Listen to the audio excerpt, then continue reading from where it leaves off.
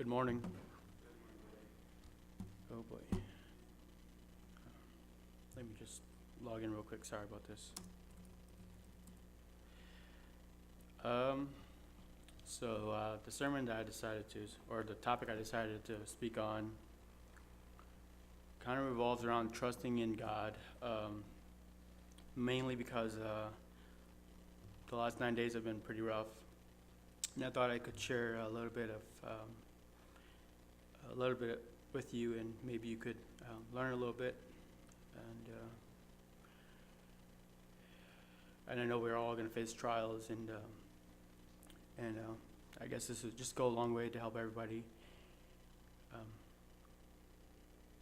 During all of that, the one thing, even through labor, it was a battle, as it is now, even after labor. The one verse that always came to my mind was, I can do all things through Christ who strengthens me. I know I told Cheyenne that a lot during labor. And she told me a lot during, after, because right now it's really hard to be away from Elias. But just like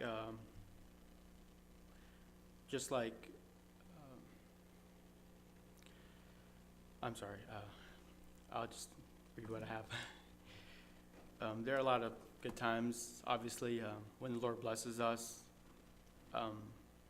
We have almost like no care in the world.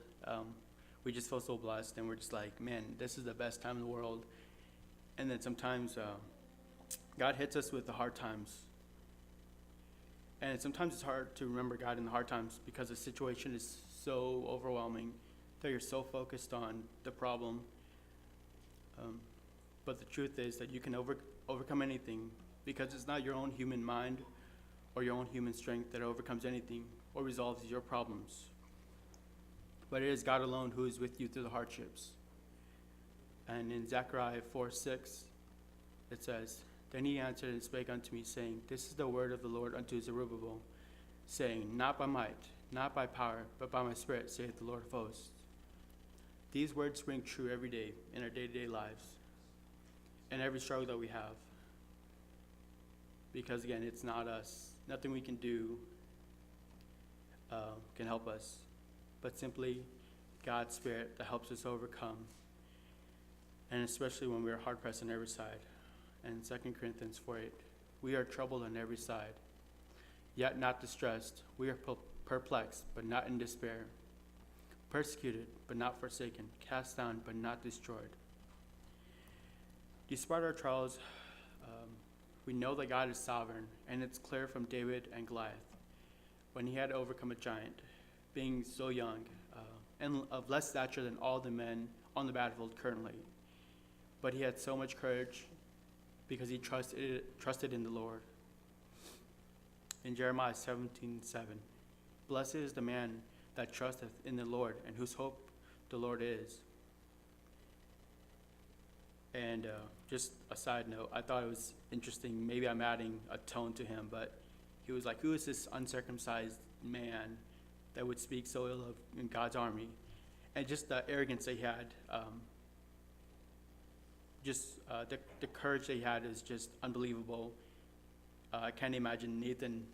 He gets scared by people in Walmart who are taller than him. He'll run away, and this little, I don't know how old he is, but I know he's young, and he's got more courage than I had. And it's just amazing what your trust in God will do for you. And now we have Job, and despite his loss, he was able to humble himself before God, even though it's so easy to be like, why God, or why me, how could you? But in Job chapter 1, verse 20 and 22 through 22, it says, "Then Job arose and rent his mantle and shaved his head and fell down upon the ground and worshipped and said, Naked I came out of my mother's womb, and naked I shall return thither. The Lord gave, and the Lord hath taken away. Blessed be the name of the Lord. In all this Job did not sin, nor charge God foolishly." Job was a wise man indeed. And he had the right mindset. And I think that's probably why God chose him. Um, um, and his mindset was that nothing he had was his own, not his own, even his own life. Nothing he owned, none of his cattle, none of his children, they all belonged to the Lord. And I think that's something so important to consider during these times, is that our life belongs to God, and his will is greater than ours. And then we move on to Gideon and the battle with the Midianites. Indeed, they were formidable, and God chose 300 men for him to use. And so God overcame those Midianites using Gideon. And Gideon overcame them also because he followed God's instructions. And I feel like the same applies to us. Even in the hard times, if we follow his instructions, his instructions today is still pretty simple. It's in Matthew 28:19, and it goes, "Go ye therefore, and teach all the nations, baptizing them in the name of the Father, and the Son, and of the Holy Ghost, teaching them to observe all things whatsoever I have commanded you, and lo, I am with you always, even unto the end." Whatever we face, we still have a job. And right here, Jesus is simply stating, do the will of my Father. I'm with you all the way to the end.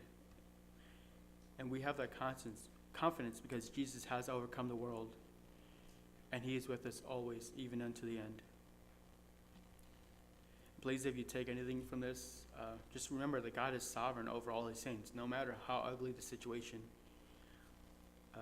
And Romans 8:28, we know that all things work together for the good to them that love God, to them who are called according to his purpose. I know it's hard to know how these trials are going to end or when they will end. Some people have been dealing with, I know Sonny, he's dealt with pain for a long time, and who knows when the trials will end for him, or just our day-to-day trials, when they will end or how they will end. But we still have to trust that God has a greater purpose. Even though we don't know how it ends, we still have to trust the Lord. And may God bless you all and give you each of you courage to face each day's trial. God bless you.